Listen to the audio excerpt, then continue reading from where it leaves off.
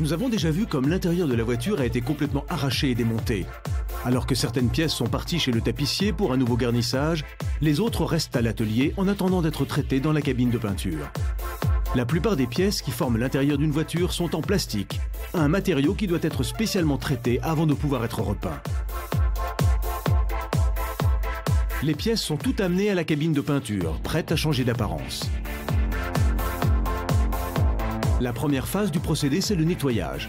Avant de les peindre, il est vital de les nettoyer à fond, particulièrement celles du tableau de bord. Ce sont celles que l'on utilise le plus souvent et qui accumulent le plus de saleté, sur lesquelles on doit retirer le reste de silicone et d'impuretés.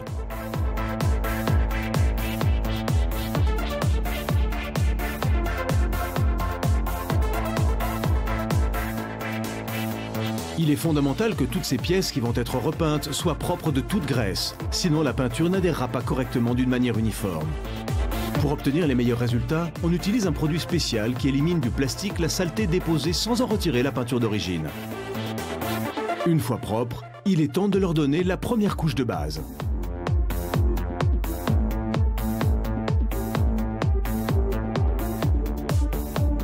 Cette première couche adhère au support et aide la peinture à mieux se fixer au plastique. Elle assure aussi que cette dernière ne va pas peler ou se détériorer tout en lissant la surface.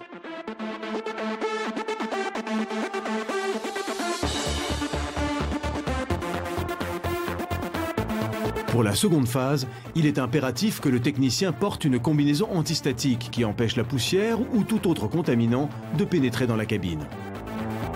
Une fois la sous-couche mélangée, on l'introduit dans un petit réservoir du pistolet à air comprimé.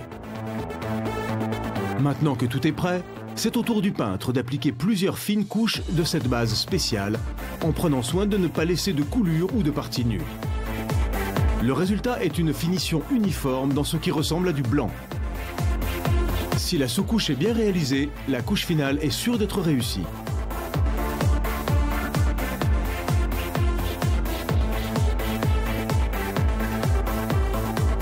Nous arrivons à la troisième et dernière phase de la peinture. Les pièces de l'intérieur sont propres et on leur a donné plusieurs sous-couches pour garantir l'adhérence de la peinture sur leur surface. Le peintre répète alors les mêmes mouvements, sauf qu'il utilise maintenant la peinture définitive. On a choisi une couleur gris mat pour le tableau de bord et les autres composants intérieurs. Plusieurs couches plus tard, le processus est presque terminé. Mais il reste encore un dernier détail.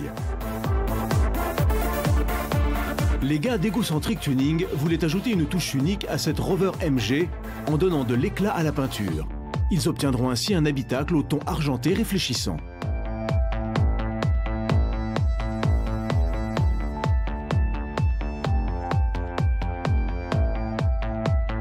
Après avoir appliqué les dernières couches, l'opération se termine au séchoir pendant 2 jours, toutes les pièces ayant été traitées.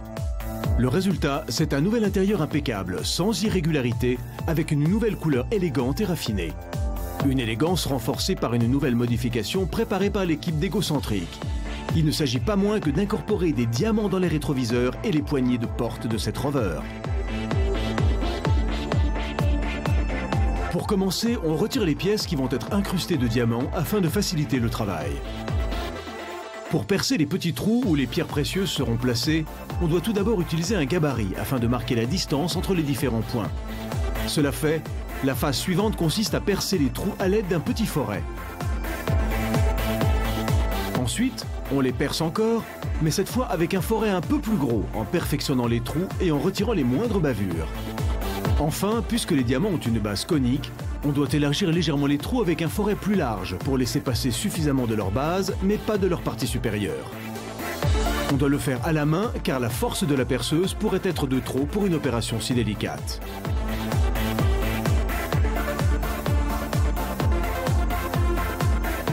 Une fois les trous terminés, on retire le gabarit et on ponce la surface au cas où il y aurait des imperfections. Il est temps d'insérer l'un des petits diamants.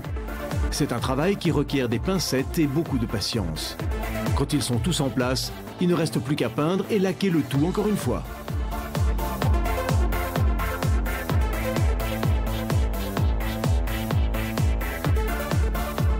Ceux qui furent un jour des composants sans grand attrait sont devenus désormais ceux qui se remarquent le plus sur cette préparation.